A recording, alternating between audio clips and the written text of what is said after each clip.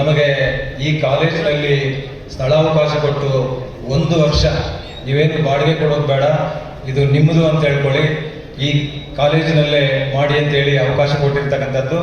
ಮತ್ತು ಉದ್ಯೋಗ ಮೇಳ ಕೂಡ ಇಲ್ಲಿ ಸುಮಾರು 40 ಕಂಪನಿಗಳು ಬರ್ತಾರೆ ಅಂತ ಹೇಳಿದಾಗ 40 ಕೊಠಡಿಗಳನ್ನು ರಿಸರ್ವ್ ಮಾಡಿ ನಮಗೆ ವ್ಯವಸ್ಥೆಯನ್ನು ಮಾಡಿರ್ತಕ್ಕಂಥ ನಮ್ಮ ಈ ಪ್ರಗತಿ ಕಾಲೇಜಿನ ಅಧ್ಯಕ್ಷರಾದಂಥ JV ನಾರಾಯಣಸ್ವಾಮಣ್ಣವರೇ, ಮತ್ತು ಈ ಕಾರ್ಯಕ್ರಮದಲ್ಲಿ ಸುಮಾರು 38 ಕಂಪನಿಗಳಿಂದ ಇವತ್ತು HR ಬಂದಿದ್ದಾರೆ.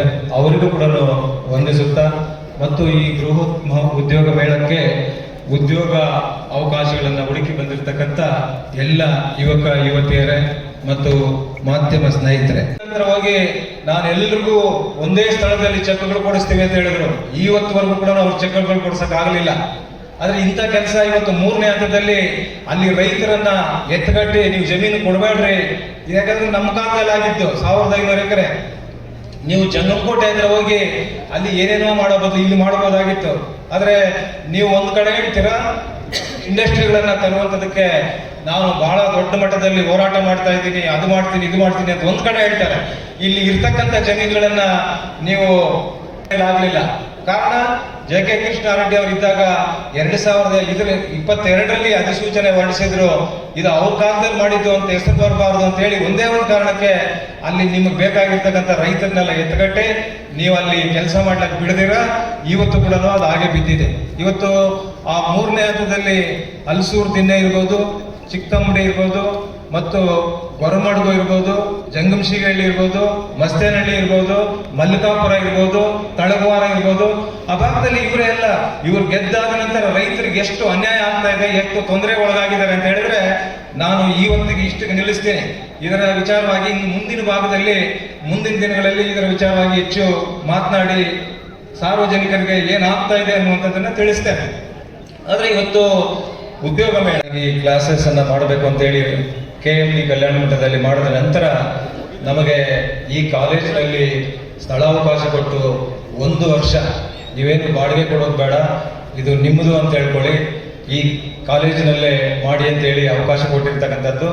ಮತ್ತು ಉದ್ಯೋಗ ಮೇಳ ಕೂಡ ಇಲ್ಲಿ ಸುಮಾರು 40 ಕಂಪನಿಗಳು ಬರ್ತಾರೆ ಅಂತ ಹೇಳಿದಾಗ 40 ಕೊಠಡಿಗಳನ್ನ ರಿಸರ್ವ್ ಮಾಡಿ ನಮಗೆ ವ್ಯವಸ್ಥೆಯನ್ನು ಮಾಡಿರ್ತಕ್ಕಂಥ ನಮ್ಮ ಈ ಪ್ರಗತಿ ಕಾಲೇಜಿನ ಅಧ್ಯಕ್ಷರಾದಂಥ JV ನಾರಾಯಣಸ್ವಾಮಣ್ಣವರೇ, ಮತ್ತು ಈ ಕಾರ್ಯಕ್ರಮದಲ್ಲಿ ಸುಮಾರು 38 ಕಂಪನಿಗಳಿಂದ ಇವತ್ತು HR ಬಂದಿದ್ದಾರೆ. ಅವರಿಗೂ ಕೂಡ ವಂದಿಸುತ್ತಾ, ಮತ್ತು ಈ ಗೃಹ ಉದ್ಯೋಗ ಮೇಳಕ್ಕೆ ಉದ್ಯೋಗ ಅವಕಾಶಗಳನ್ನು ಹುಡುಕಿ ಬಂದಿರತಕ್ಕಂಥ ಎಲ್ಲ ಯುವಕ ಯುವತಿಯರೇ ಮತ್ತು ಮಾಧ್ಯಮ ಸ್ನೇಹಿತರೆ, ಪ್ರತಿಯೊಂದು ಮನೆಯಲ್ಲಿ ಕೂಡ, ಯಾಕಂದ್ರೆ ಉದ್ಯೋಗ ಮೇಳದ ಬಗ್ಗೆ ಇವರು ನಿಜವಾಗ್ಲೂ ಕೂಡ ಒಂದು ಮಾನವೀಯತೆ, ಒಂದು ಕಳಕಳಿ ಇದ್ದಿದ್ರೆ ಉದ್ಯೋಗ ಮೇಳ ನಡೀತಾ ಇದೆ, ಯಾರ್ಯಾರು ಉದ್ಯೋಗ ಸಿಗ್ತದೆ ಒಳ್ಳೇದಾಗ್ಲಿ ಅಂತ ಹೇಳ್ಬೇಕಾಗಿತ್ತು. ಒಂದು ದೊಡ್ಡಸ್ತಿಕೆ, ಒಂದು ದೊಡ್ಡ ಮನಸ್ಸು ಮಾಡಿ ಆ ಮಾತಾದ್ರೂ ಹೇಳ್ಬೇಕಾಗಿತ್ತು. ನಾನು ನಿರೀಕ್ಷೆ ಮಾಡಿರ್ಲಿಲ್ಲ ಈ ರೀತಿ ಇಷ್ಟು ಲಘುವಾಗಿ ಹಗುರವಾಗಿ ಯಾವ ಪುರುಷಾರ್ಥಕ್ಕೆ ಮಾಡ್ತಾರೆ ಅಂತ ಹೇಳಿ ಇವತ್ತು ಅಂತ ಮಾತನ್ನ ಹೇಳಿದ್ದಾರೆ. ಬಹುಶಃ 30-40 ವರ್ಷಗಳ ಹಿಂದೆ, 30-40 ವರ್ಷಗಳ ಹಿಂದೆ ನಾವು ಹೋದಾಗ ಅದು ಎಲ್ಲಾ ಕುಟುಂಬಗಳಲ್ಲಿ 5 ಮಕ್ಕಳು 6 ಮಕ್ಕಳು ಜಾಸ್ತಿ ಇರ್ತಾ ಇದ್ರು. ಆದ್ರೆ 2 ಮಕ್ಕಳನ್ನ ಮನೆ ವ್ಯವಸಾಯಕ್ಕೆ ಇಟ್ಕೊಳ್ತಾ ಇದ್ರು. ಇನ್ನು ಉಳಿದಿರ್ತಕ್ಕಂಥ 4 ಮಕ್ಕಳನ್ನ ನಗರ ಭಾಗದಲ್ಲಿ ಮನೆಗಳು ಮಾಡಿ ಅಥವಾ ಬೆಂಗಳೂರಿನಲ್ಲಿ ಮನೆಗಳು ಮಾಡಿ ಓದಿಸ್ತಾ ಇದ್ರು. ಈಗ ನಾವು ಗ್ರಾಮೀಣ ಭಾಗದಿಂದ ಬಂದು ನಗರ ಭಾಗದಲ್ಲಿ ಇದ್ರೆ ಬಾಡಿಗೆ ಕಟ್ಟಬೇಕು. ಅಲ್ಲಿ ಊರಿನಲ್ಲಿ ರೈತರು ದವಸ ಧಾನ್ಯ ಬೆಳ್ಕೊಂಡ್ರು ಕೂಡ ಇಲ್ಲಿ ಬಾಡಿಗೆ ಕಟ್ಟಬೇಕು, ಇಲ್ಲಿ ಸಂಸಾರ ನಡಿಬೇಕು. ಅಥವಾ ಬೆಂಗಳೂರಿನಲ್ಲಿದ್ರೆ ಅಲ್ಲಿ ಬಾಡಿಗೆ ಕಟ್ಟಬೇಕು. ಅನುಕೂಲವಾಗಿರ್ತಕ್ಕಂಥವ್ರು ಸೈಟ್ ತಗೊಂಡು ಮನೆ ಕಟ್ಕೊಳ್ತಾರೆ. ಆದ್ರೆ ಇಲ್ಲದೆ ಇರ್ತಕ್ಕಂಥವ್ರು ಬಾಡಿಗೆ ಮನೆಯಲ್ಲಿ ಇರಬೇಕು. ಒಂದ್ ಕಡೆ ಬಾಡಿಗೆ ಕಟ್ಟುವಂಥದ್ದು, ಇನ್ನೊಂದ್ ಕಡೆ 4 ಮಕ್ಕಳನ್ನ ಓದಿಸುವಂಥದ್ದು.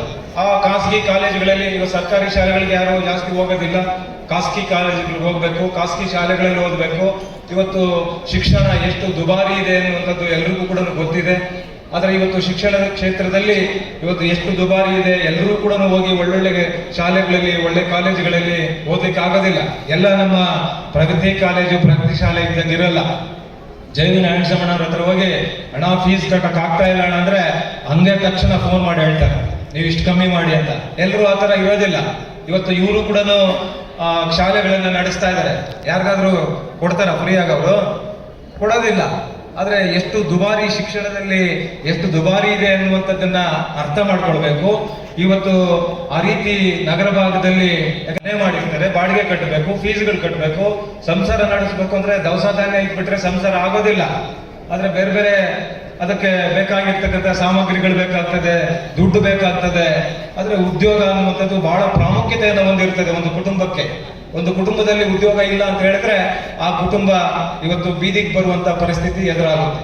ಹಾಗಾಗಿ ಇವೆಲ್ಲ ದೂರದೃಷ್ಟಿಯಿಂದ ಒಂದು ಮನೆಗೆ ಒಂದು ಉದ್ಯೋಗ ಇರಬೇಕು. ಇವತ್ತು 4 ಮಕ್ಕಳು ಓದ್ತಾ ಇದ್ದಾರೆ ಅಂದ್ರೆ ಹಿಂದೆ 2 ವ್ಯವಸಾಯ, 4 ಮಕ್ಕಳು ಓದು. ಇವತ್ತು ಹಾಗಲ್ಲ.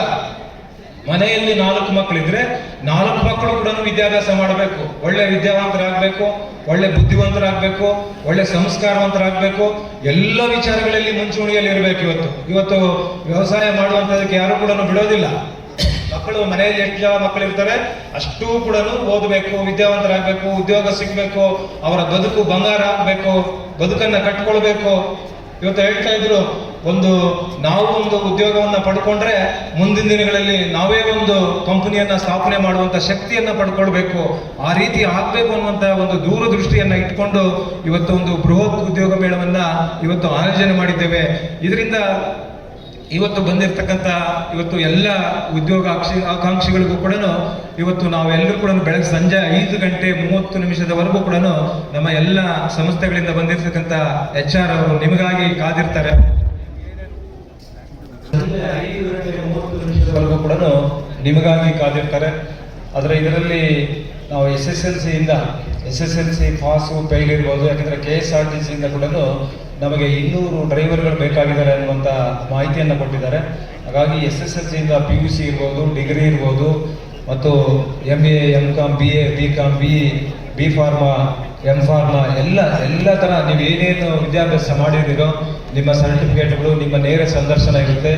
ಆ ಸಂದರ್ಶನದಲ್ಲಿ ನೀವು ಅವರು ಕೇಳುವಂಥ ಪ್ರಶ್ನೆಗಳಿಗೆ ಚುಟುಕಾಗಿ, ಫಾಸ್ಟಾಗಿ, ವೇಗವಾಗಿ ನೀವು ಉತ್ತರವನ್ನು ಕೊಡಬೇಕು. ಮಲ್ಲೇಶ್ ಬಾಬು ಅವರು ಹೇಳ್ತಾ ಇದ್ರು ಸ್ವಲ್ಪ ಅಡ್ಜಸ್ಟ್ ಮಾಡ್ಕೊಬೇಕು ಅಂತ. ಆದರೆ ಅದು ಸ್ವಲ್ಪ ಕಷ್ಟಕರ ಆಗುತ್ತೆ ಅನ್ಸುತ್ತೆ ಕಂಪನಿಗಳಿಗೆ. ಆದರೂ ಕೂಡ ಯಾಕಂದ್ರೆ ಕಂಪನಿಗಳು ಸುಮ್ಮನೆ ನಮ್ಮನ್ನ ತಗೊಂಡು ಸುಮ್ಮನೆ ನಮಗೆ ಸ್ಯಾಲ್ರಿ ಕೊಡ್ಲಿಕ್ಕೆ ಆಗೋದಿಲ್ಲ. ಆದರೂ ಕೂಡ ಉದ್ಯೋಗ ಆಕಾಂಕ್ಷಿಗಳು ಎಲ್ಲರೂ ಕೂಡ, ಯಾಕಂದ್ರೆ ನೀವು ಓದಿರ್ತೀರ, ನಿಮಗೆ ನಾಲೆಡ್ಜ್ ಇರುತ್ತೆ.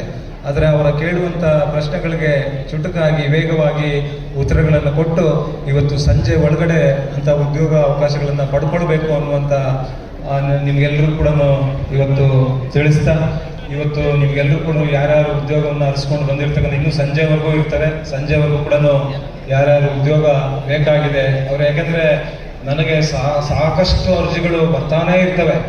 ನಾನು ಕೆಲವ್ರಿಗೆ ಕೊಡಿಸ್ಲಿಕ್ಕೆ ಆಗಿದೆ, ಕೆಲವ್ರಿಗೆ ಕೊಡಿಸ್ಲಿಕ್ಕೆ ಆಗಲಿಲ್ಲ. ಹಾಗಾಗಿ ಇಂಥ ಒಂದು ಉದ್ಯೋಗ ಮೇಳದಲ್ಲಿ ಆದರೂ ಅವಕಾಶ ಸಿಗುತ್ತೇನೋ, ಯಾಕಂದ್ರೆ 38 ಕಂಪನಿಗಳಿದ್ದಾಗ ಎಲ್ಲೋ ಒಂದ್ ಕಡೆ ಒಂದು ಅವಕಾಶ ಸಿಗಬಹುದೇನೋ ಅಂತ ನಮಗೂ ಕೂಡ ಒಂದು ಅಭಿಲಾಷೆ ಇದೆ.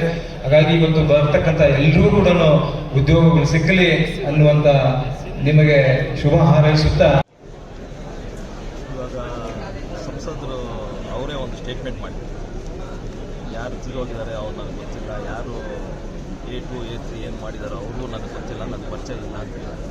ಅದಕ್ಕೆ ಅವರೇ ಉತ್ತರ ಕೊಟ್ಟಿದ್ದಾರೆ, ಅವರೇ ಹೇಳಿದ್ದಾರೆ ಏನೇನು ನ್ಯಾಯಾಂಗ ಇದರಲ್ಲಿ ಮತ್ತು ಪೊಲೀಸ್ ರೆಕಾರ್ಡ್ಸಲ್ಲಿ ಏನು ಇನ್ವೆಸ್ಟಿಗೇಷನ್ಸಲ್ಲಿ ಏನಾಗುತ್ತೋ ಅದಕ್ಕೆ ನಾನು ಸಿದ್ಧವಾಗಿದ್ದೀನಿ. ಅದನ್ನು ಏನಂತ ಸ್ವೀಕಾರ ಮಾಡ್ತೀನಿ. ಯಾರು ನಿಂದಿತರಾಗಿದ್ದಾರೋ ಅದಕ್ಕೆ ಅವ್ರಿಗೆ ಇದಾಗಬೇಕು ಅಂತ ಹೇಳಿದ್ದಾರೆ. ಸೊ ಅವ್ರದ್ದಂತೂ ಏನೂ ಪಾತ್ರ ಇಲ್ಲ ಅಂತ ಅವ್ರಿಗೆ ಹೇಳಿದ್ದಾರೆ. ಸೊ ಅದ್ರ ಬಗ್ಗೆ ನೀನು ಅದು ಜಿಲ್ಲಾ ಉಸ್ತುವಾರಿ ಸಚಿವರು ಮತ್ತು ಅಲ್ಲಿರ್ತಕ್ಕಂಥ ಶಾಸಕರು ಪೊಲೀಸರ ಮೇಲೆ ಉತ್ತರ ಹಾಕಿ ಅವ್ರ ಮೇಲೆ FIR ಮಾಡಿದ್ದಾರೆ ಅಂತ ದೇವನ ಆರೋಪ ಮಾಡಿದ್ದಾರೆ. ಅದು ಅವ್ರು ಏನು ಹೇಳಿದಾರೋ ಅದು ಅವ್ರನ್ನ ಕೇಳಬೇಕಾಗುತ್ತೆ.